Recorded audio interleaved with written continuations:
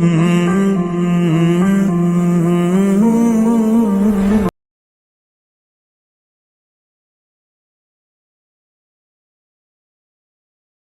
Everyone, our today's topic is Hirschsprung disease. इसी का other name होता है ए गैंग्लियोनिक मेगाकोलोन। सबसे पहले है कि गैंग्लियन क्या होता है। गैंग्लियन होता है group of nerve cell which makes plexus. ऐसी नर्व सेल जो प्लेक्सिस बनाती है। अब हमारे इंटेस्टाइन में जो है प्लेक्सिस प्रेजेंट होते हैं, जिसमें से एक का नाम है मीजनर प्लेक्सिस और सेकंड का नाम है ओरबैक प्लेक्सिस। मीजनर प्लेक्सिस जो है वो गैंग्लियोनिक सेल प्रेजेंट होते हैं सब म्यूकोसल लेयर में। ओरबैक प्लेक्सिस में जो है गैंग्लियोनिक सेल जो है प्रेजेंट होते हैं between longitudinal and circular muscle fibre. अब ये दोनों प्लेक्सिस क्या करते हैं, ये दोनों प्लेक्सिस रिस्पॉन्सिबल होते हैं पेरिस्टालसिस मूवमेंट के लिए हमारी गट में, इंटेस्टाइन में। अब ए गैंग्लियोनिक का क्या मतलब होगा कि एब्सेंस ऑफ गैंग्लियोनिक सेल्स।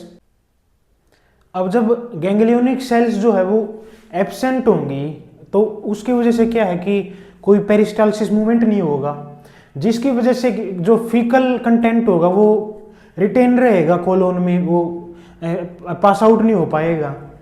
ये लाइन लिख रखी है, due to absence of ganglionic cell no peristalsis movement occur which lead to retain of faecal material in colon.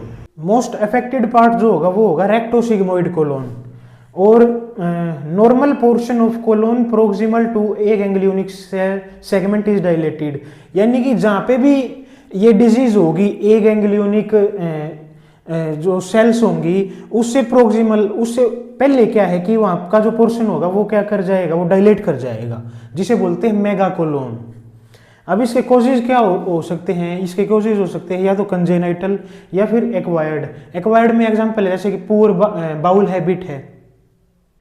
अब है इसके क्लिनिकल फीचर्स। सबसे पहले है डिलेड पैसेज ऑफ मेकोनियम, कि जो मेकोनियम है उसका पैसेज नहीं होगा 24 आवर्स तक भी, जो है मेकोनियम का पैसेज नहीं हुआ। बाइलियस वोमिटिंग, बाइल प्रेजेंट होगा वोमिटिंग में। Abdominal distension, failure to thrive. Failure to thrive का मतलब है कि जिस हिसाब से बच्चे की ग्रोथ होनी चाहिए उस हिसाब से नहीं हो पाएगी growth. Ribbon like foul smelling stool, constipation, enterocolitis. इसका मतलब होता है कि इसमें जो है ब्लड स्टूल आएगा और ये सबसे मोस्ट सीवियर कॉम्प्लिकेशन होता है और मेजर कोज होता है डेथ का बच्चे में। नेक्स्ट है फीकल मास ड्यूरिंग एब्डोमेन पाल्पेशन इन लोअर लेफ्ट क्वाड्रेंट। यानी कि जब डॉक्टर जो है एब्डोमिनल पाल्पेशन करेगा तो उसको क्या फील होगा, मास फील होगा वहाँ पे लेफ्ट लोअर क्वाड्रेंट में। नेक्स्ट वन इसके डायग्नोसिस। सबसे पहले है बेरियम एनीमा। बच्चे को पहले देते हैं बेरियम एनीमा, उसके बाद करते हैं एक्सरे, और जहाँ पे भी कोई डिफेक्ट वगैरह होगा, ये डिजीज प्रेजेंट होगी, मेगाकोलोन होगा, तो वो क्या है वो एक्सरे में शो हो जाएगा। सेकंड है एनोरेक्टल मिनोमेट्री, और ये है स्क्रीनिंग टेस्ट रहेगा। रेक्टल बायोप्सी, बायोप्सी कर सकते हैं, लेकिन रेक्टल बायोप्सी मैंने इसे इसलिए लिखा है क्योंकि जो मोस्ट अफेक्टेड पार्ट होता है वो होता है रेक्टोसिग्मोइड कोलोन, इसलिए मैंने यहाँ पर लिखा है रेक्टल बायोप्सी। ये जो है कन्फर्मेटिव डायग्नोसिस रहेगा। और नेक्स्ट इसमें लास्ट आता है स्क्विरिट साइन। स्क्विरिट साइन का मतलब है कि जब डॉक्टर रेक्टल एग्जामिनेशन करेगा और या फिर फिंगर का इंसर्शन करेगा रेक्टल एरिया में, तो उसकी वजह से क्या होगा, एक्सपल्सन होगा फिशिस का और गैस का। लास्ट है इसकी मैनेजमेंट। सबसे पहले है डाइवर्सन कोलोस्टोमी, कोलोस्टोमी कर सकते हैं इसमें और इसमें स्टोमा बना देते हैं। सेकंड है इन्वॉल्व सेगमेंट रिसेक्शन, जो भी सेगमेंट इन्वॉल्व होगा उसका रिसेक्शन कर देंगे और एंड टू एंड एनास्टोमोसिस कर देंगे गैंग्लियोनिक पोर्शन के साथ।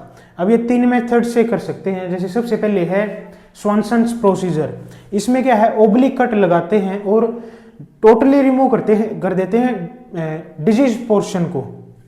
बी है डुहामेल्स प्रोसीजर, ये जो है मॉडिफाइड टेक्निक होती है स्वानसन्स प्रोसीजर की, और इसमें हम सर्जिकल स्टेपल्स का यूज करते हैं। सी है सोवियज प्रोसीजर, और इसमें क्या है रिमूव करते हैं केवल म्यूकोसा को और सब म्यूकोसा लेयर को कोलोन की।